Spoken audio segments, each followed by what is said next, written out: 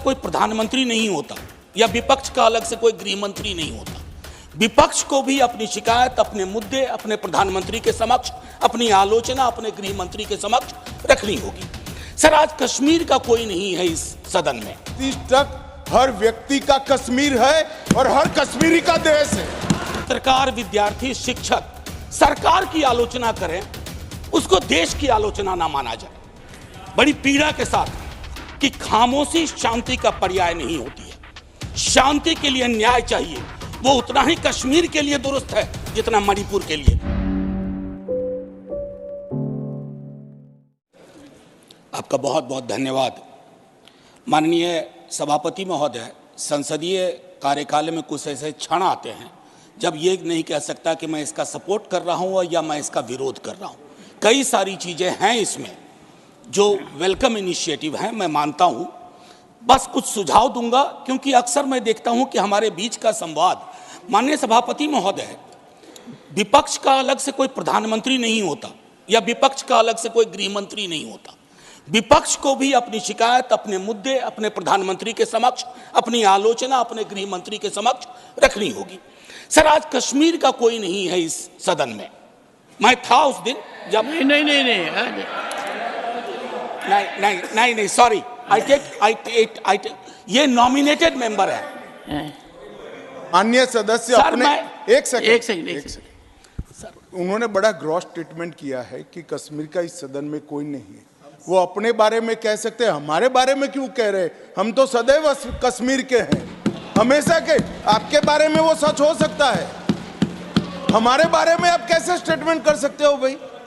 आप कह दो मैं कश्मीर का नहीं हूं, कश्मीर के लिए नहीं हूं, मगर मैं इस देश का कश्मीर से लेकर कन्याकुमारी और द्वारका से लेकर नॉर्थ ईस्ट तक हर व्यक्ति का कश्मीर है और हर कश्मीरी का देश है।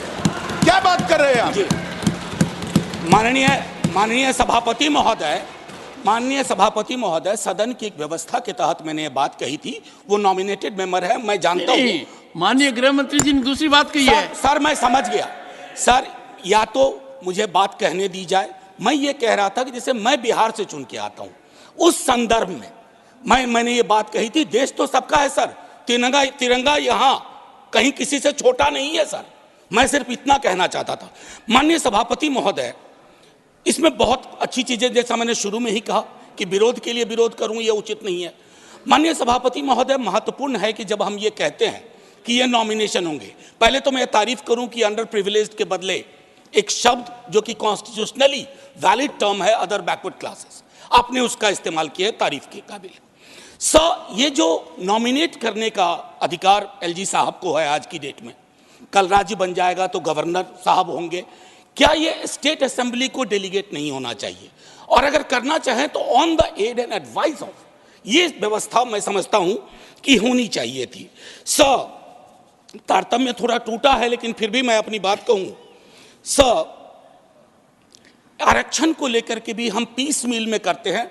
हर सत्र में मैं देखता हूं कुछ बिल आते हैं। एक समेकित योजना पूरे देश के संदर्भ में हमें इसके लिए बनाने की आवश्यकता है, वो बहुत बेहतर होगा। आज 370 पे फैसला आया और सदन की जिम्मेदारी आज बढ़ गई है। उस फैसले के बाद सरकार की जिम्मेदारी बढ़ गई है। मैं मानता हूं इतिहास, आपने यहां एक फैसला लिया था, तब संसद वहां थी सर, ये लगभग घिस चुका था, हम भी जानते हैं, लेकिन एक मनोवैज्ञानिक पहलू था। मैं आग्रह करूंगा सरकार से कि उस साइकोलॉजिकल हीलिंग की भी कोशिश होनी चाहिए, और ये हीलिंग हो सकती है सर। मैंने कहा ना कि हिंदुस्तान का मिजाज महासागर वाला है, इसको बस तालाब ना बनाया जाए, महासागर अपने अंदर सब समाहित कर लेगा। माननीय सभापति महोदय, जो कश्मीरी घाटी में रह रहे हैं, गांव में रह रहे हैं, उनको लेकर के भी एक चिंता होनी चाहिए। बाहर हैं, उनकी चिंताएं वाकिफ है, बल्कि विवेक जी ने यह बात कहा कि बुरे से बुरे वक्त में एक बहुत बड़ी आबादी उन्हीं घरों में, गांव में, गलियों में रही, उनका एक्नॉलेजमेंट मैं समझता हूं बहुत आवश्यक है। माननीय सभापति महोदय, अंबेडकर साहब कहते थे कोऑपरेटिव फेडरलिज्म, माननीय प्रधानमंत्री जी भी कई बार उसको दोहराते हैं। सर, कोऑपरेटिव फेडरलिज्म के नजरिए से देखेंगे ना तो हैंड होल्डिंग की जरूरत होती है। मैं जानता हूं कि दिल्ली की आइडिया ऑफ नॉर्मैलिटी और घाटी या जम्मू या लद्दाख की आइडिया ऑफ नॉर्मैलिटी में फर्क है सर। अभी पिछले दिनों हमारे कई बीजेपी के साथी कह रहे थे कि चुनाव परिणाम संतुष्टि का परिचायक है। फिर तो लद्दाख में भी एक चुनाव हुआ था सर। बस 1 मिनट लूंगा, चूंकि आपने पहले कहा था। सर, एक आखिरी चीज कहूंगा कि पत्रकार, विद्यार्थी, शिक्षक सरकार की आलोचना करें, उसको देश की आलोचना ना माना जाए। ये फर्क मिटता सा जा रहा है, ये कश्मीर के संदर्भ में नहीं, बाहर भी। दूसरी चीज सर, दूसरे राज्यों में जो कश्मीर के छात्र रहते हैं उनको एक प्रोटेक्शन दीजिए। और आखिरी चीज कहूंगा सर, बड़ी पीड़ा के साथ, कि खामोशी शांति का पर्याय नहीं होती है। शांति के लिए न्याय चाहिए, वो उतना ही कश्मीर के लिए दुरुस्त है जितना मणिपुर के लिए। जय हिंद सर। खबरों में बने रहने के लिए फोरम 4 को सब्सक्राइब करें और नोटिफिकेशन पाने के लिए बेल आइकन दबाएं।